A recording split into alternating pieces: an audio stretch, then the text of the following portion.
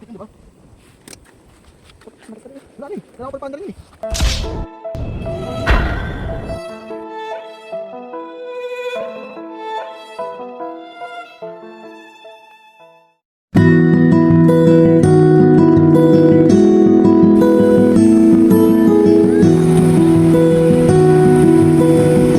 What's up guys? Dito kami sa San Marcelino, Panueme Lake sa Eagles Country. And hindi namin napag-video kahapon ng mga pinagagawa namin dito kasi sobrang hassle na nangyari sa amin kahapon. Pumesto kami sa isang place, which is nagtanong naman kami kung pwede doon, and suddenly na-set up na namin lahat.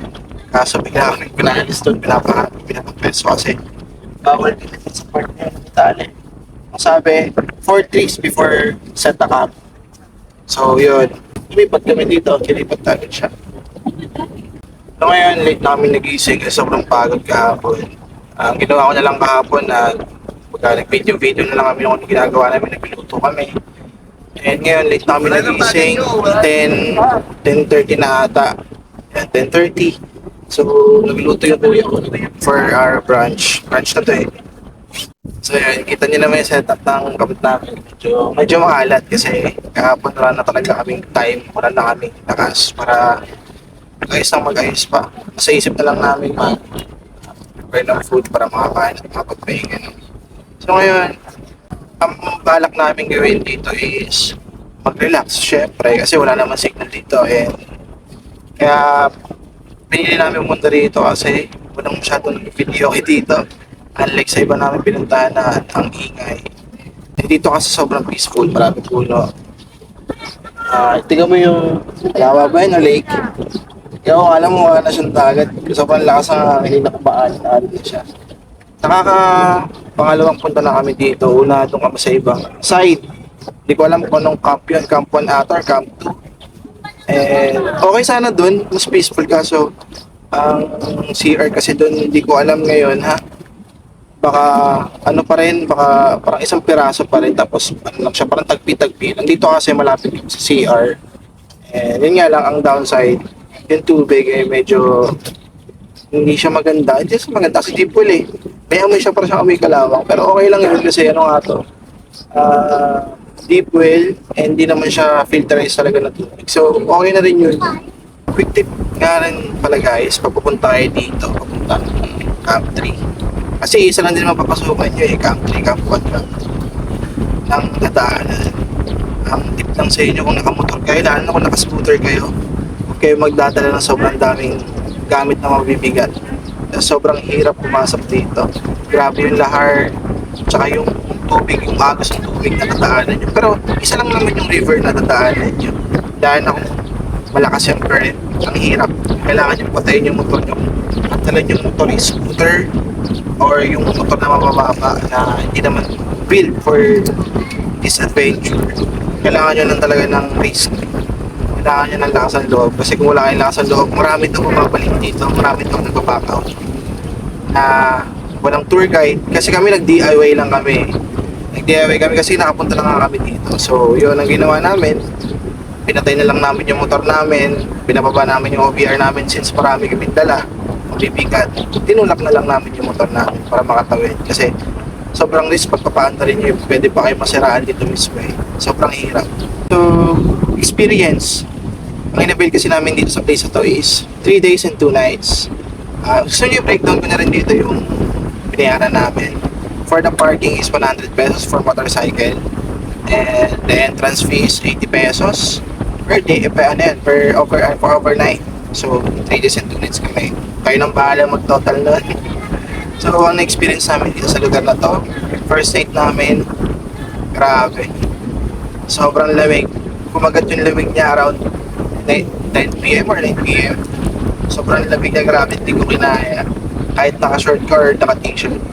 Nag-jacket muna ako pero hindi pa rin kinaya, nagpantulog na ako, may mahaba, para hindi ako agatin ng lamig. Sobrang lamig talaga, promise. Hindi nyo kailangan dito ng mga fan na maliliit kasi sobrang lakas ng hangin. As you can see naman, ang lakas ng hangin, nakikita nyo sa puno. Baka naririnig nyo sa mic eh na malakas yung hangin. So, and second experience, magtanong kayo na maayos dito. kung saan kayo pwesto. Mamaya kasi magpwesto kayo sa medyo front. Baka paalisin na kayo sa hangin setup nyo tulad din nangyari sa amin. Kasi pinaalis nga kami doon. Nagtanong naman kami sa kanila kung saan kami pwede pumesto. Sabi naman nila, bawal doon sa may tali. Sana ko nakikita yun. Bawal doon sa may tali na yan. So, common sense, ang alam namin, bawal doon sa may tali, hindi pwede lumagpas sa may tali. Wala naman silang sinabi na bawal doon sa may tapat ng tali. Siyempre, common sense ka, kaya may tali dyan, bawal ka lumagpas ng set camp dyan sa may tali na yan. So, anong nangyari? Nag-set na kami ng camp dyan. Tayo na namin yung hatid, napaho na namin, natali na namin. Ang nangyayari, bigla kami pinausog. So yun, 4 days before kayo mag-set ng camp. Oh, kaya na? Sige, kakain na muna kami guys. Kakain muna kami kasi late na. Nalipasan na kami ng breakfast. So mag-brunch muna kami ngayon. Kakain na kami. So yun, mamaya na lang ulit. Pakita na namin yung buong place mamaya sa inyo. Bye-bye!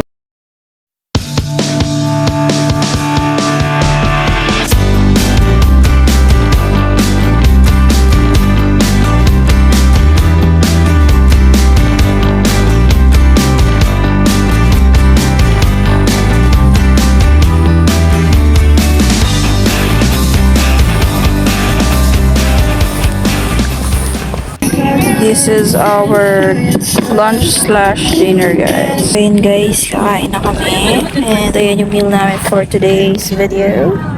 This is nilaga. Ayan. Nilaga na luto ni Kuya Mark.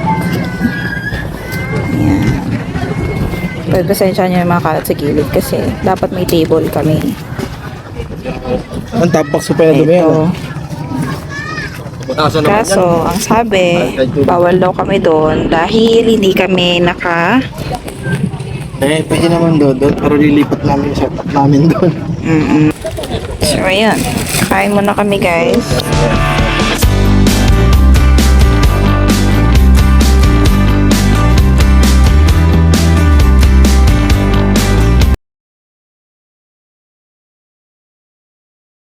Bukas magkakape na lang kami. Gigising kami maaga para makapag-asikaso at makapagligpit. Ang dami-dami kami liligpitin, Diyos ko. Ito na dati, tapin lang ng tent, okay na. Yan kasi talaga. Syempre kasi every time na nagka-camp kami, ngayon, thankful na syempre, unti-unti napupundar namin. Like kagaya nitong tent, itong airbed. Ayan. Nakakapundar na rin. Yung airbed ba nag-deflate? Iyon lang. Suffer here. Kasi yun naman din talaga, kapag nagka-camping ka, kailangan mo rin talagang magpundar. Para na rin sa ano nyo, ang tawag doon? Comfortability nyo. Gusto mo comfortable ka matulog, bumili ka ng airbed. Yung hindi nga lang magdi-deplete, kagaya sa amin. Ayun, bukas sila na sinaantok na kami. Naantok na ako. Hindi na kaya. Good night. Bye-bye.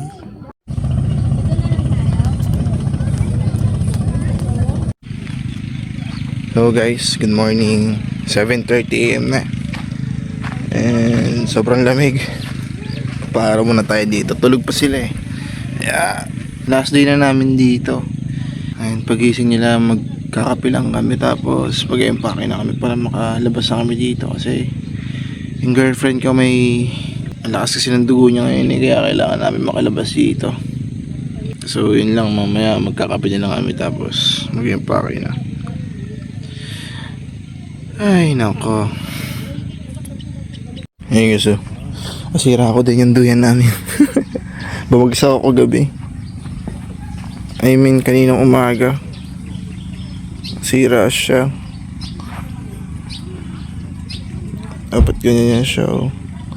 Hindi ko lang paano ayusin yan. Pero bahala na pag-uwi. Ayusin na lang. Maraming bagong campers ngayon. Mga kagabi lang din dumating. Good luck mamaya paglabas, sana hindi ganun kalakas yung current ng river. Para makalabas din kami agad. Solid yung campsite ko. Yung camp nila. Manifest lang, magkakaroon din tayo ng ganyan.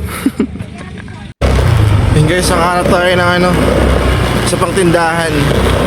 Meron silang napkin na pwedeng i-hold. Kaso wala silang gamot. Ito yung tindahan dito sa kabilang site lang. So, para lumabas na ako kahapon para mag-alam. Medyo hirap yung daan. Tingnan nyo guys.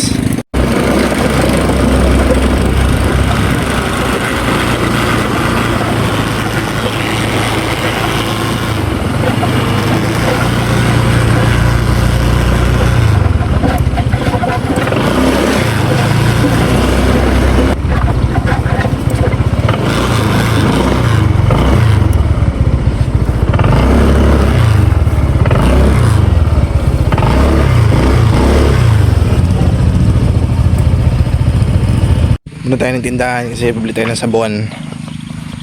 Nabili kasi namin yung sabon, parang walang effect. Ang hirap magugas ng kakadiri. Bili tayo ng malakas. Joy. Isang patak. Hugas lahat. Yung may amoy na nga yung tubig. Tapos yung sabon mo pa parang walang effect sa hinuhugasan mo. Bili tayo ng Joy para medyo maganda-ganda yung hugasan dun. Kumikilos na umaga para mamaya ang gagamitin gamit na lang yung pang-initan. Tapos mag-e-empakan na lang para mabilis. Pabili po. Yan po yan. May sabon po kayo pang pinggan? Joy ganun. Yan. Sige po, pabili po ako niya. Yan po. Isa lang po. Kasi nga po, 80. magkano po? Ang pupo. Tayo dun. Hugas na tayo. May tayo Joy. Joy. Hindi mo pakita yung pangalan. Pero Joy yan. Lemon flavor. Ay hindi. Lemon. May flavor pa sa sabon, no? Malalasahan mo ba dapat yun?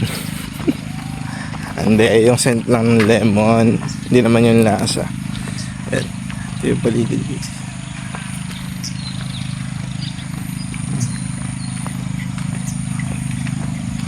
May ang kahapon pa makulit yan eh. Sabi ko titinola ko yan eh. Tumutuka-tuka dun sa bigas namin.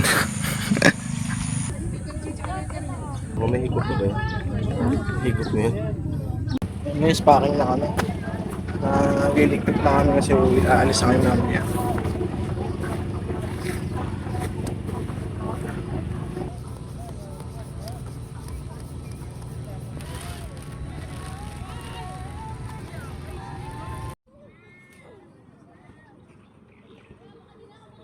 Bagong dating kasi ng mga campers, nakamotor lang, tatanungin namin saan sila dumaan. Baka kasi sa tulay na bakal sila dumaan eh.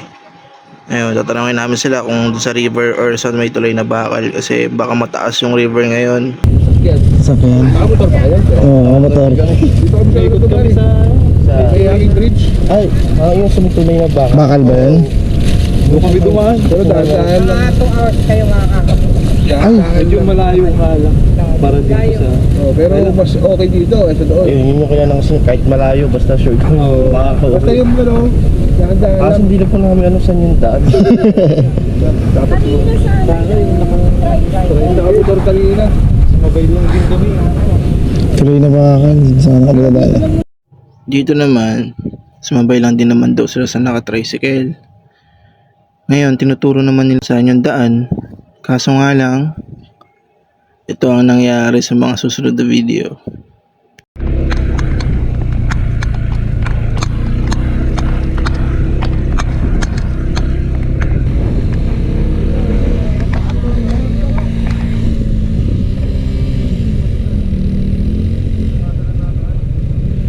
Baba ka lang.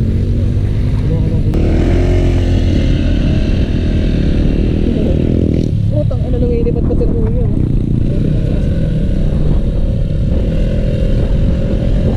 Saan po yung yung tulay na bakal? Malayo pa po. Saan po? Labas po yung magumadaanan yung bundok na yan. May daan sa kaliwa. Nakita niyo, basta malapit na po kayo doon sa may bundok na ngayon. Tingin lang po kayo sa bandang kaliwa, makikita niyo po. Ito rin na bakal. Okay. Ito po kayo dagan. Opo. Kaya po kaya? Kayo naman po. Hindi naman? Kaya lang nakakatakot. Nakakatakot. Mahangin na. Kaya lang po. Kung dahan-dahan lang po. Kaya naman. Kaya sabi sa tubig kayo dadaan. Hirap po kasi dumaan dun eh. Mataas po ata tubig na yun dun eh. Sabi nila hanggang dito daw, diba? Kaya i-release po namin na doon. Basta bago kayo dumating sa ano po madam, yung sa bundok na yun, meron siyang parang paway siya. Okay, okay. Magka ano po kayo babalik po, kaliwa. Tapos makikita niyo po yung, banda dito yung tulay eh. Doon mo. Okay. Okay. Wala pong ibang dadahanan dyan. Kung hindi Saan po kayo yung daan din nire? dito po. May daan po dyan. Doon niyo po yung nagtitindang itak na yun. Tapos makikita niyo po yung daan doon. Para Okay. siyang bangin na bandang side. Po yung daan. Okay, sige po. Salamat po. Salamat po, kuya. Sabi parang, sabi na may ito.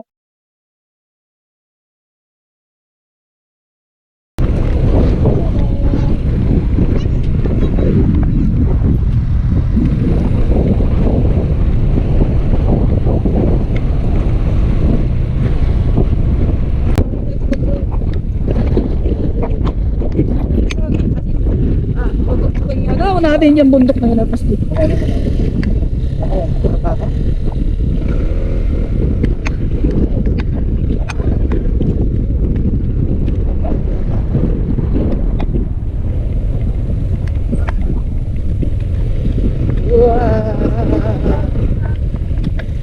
Oh, gana pa. Oh!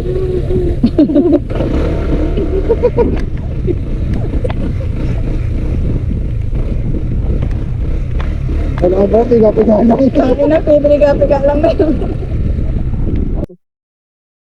Madrid pa tayo. Ayun yung tumayo. Ba yun? Ayun na pula. Nakakaliwa. Ito yung dati may tubig. Ayun na.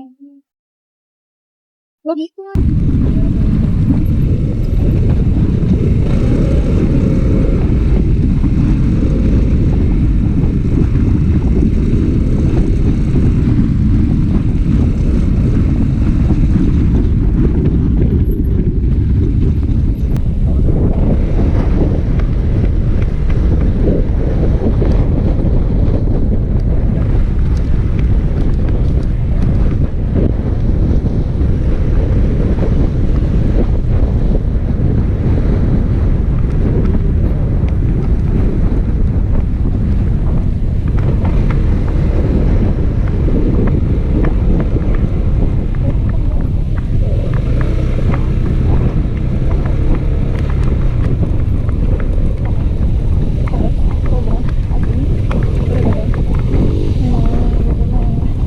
Pero dito lang wala yung tubig dito eh. Pakunda natin yung birthday. Tingnan natin yung tatawid. Isa-isa lang. Tawid nyo muna, tulong-tulong kayong apat sa isang motor. Tawid nyo muna. Iwan nyo muna sa kabila para level stop. Apat kayong... May akyatan din ba? Hindi, babalik kayo pa left kayo.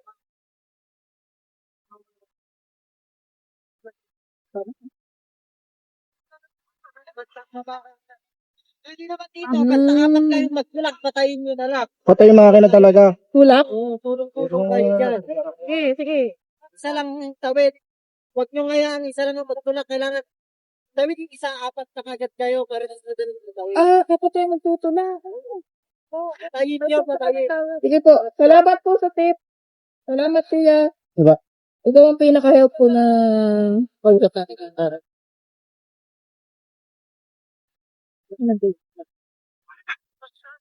Patahan na naman. Daw. Hanap daw ng medyo flat. Pwede nga din eh.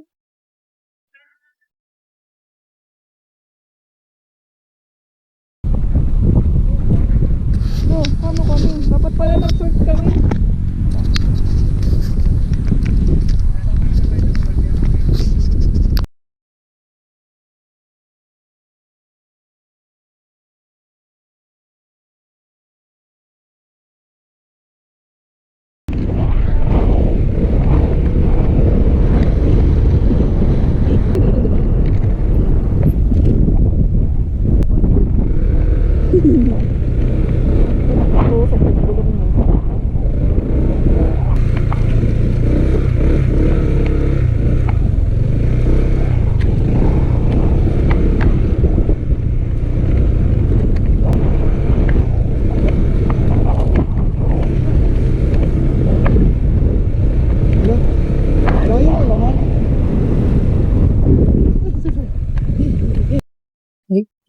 Kuminsan. Ay, naman.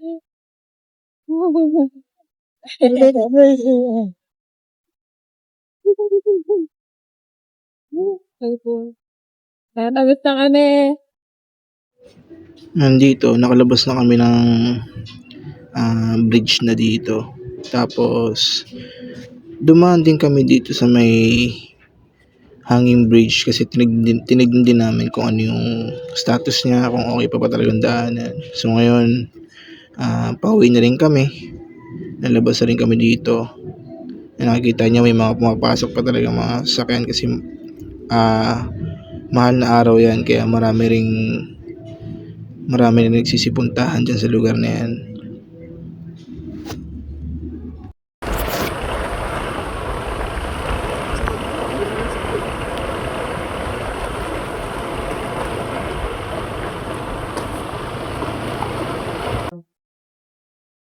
Ayan guys, nakalabas na kami sa DIY. Okay naman siya. Ganyan yung sa taas, okay. Pagbaba. Hello, what ka pala? So, sabihin na lang natin na explain. Kasi di ba mag-DI na.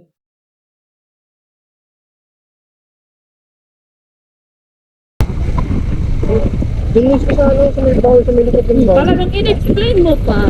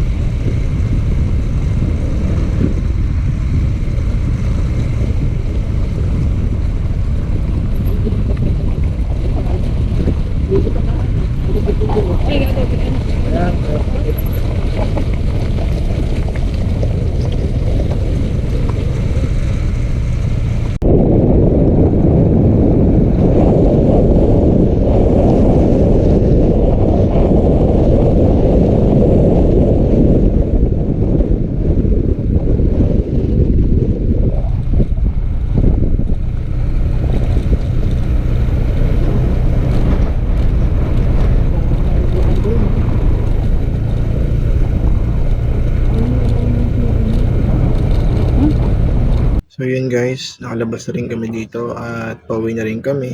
And yun, dito ko na lang tatapusin tong video namin kasi masyado nang mahaba to. And salamat sa panonood at ayun, ingat sa amin pag-uwi. Thank you!